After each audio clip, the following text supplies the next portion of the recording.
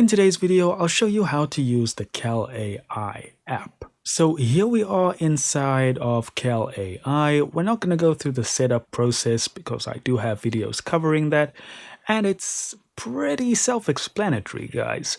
Alright, so the first thing would obviously be, how do I get this food into this app? So we want to click on the plus icon over here.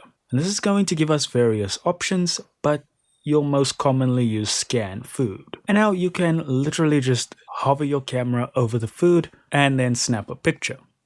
You can also scan barcodes, food labels, and even upload pictures from your gallery.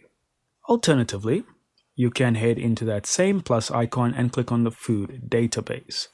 In here, in the all section, you'll be able to search for whatever food you're looking for. So let's say pie. And then if you click on the plus icon on any of these foods, you will log them, as well as being able to create your own meals here, or go to my foods and put in custom foods that they don't maybe have on the system, as well as lastly being able to check all your saved scans. Now again, beginners will mostly use the scan feature. Now, if we click on analytics, we can of course see all our analytics.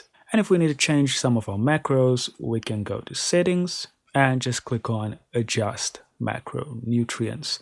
And you can click on each of these and you can change the values, or you can auto generate goals, which will take you through the setup process or from over.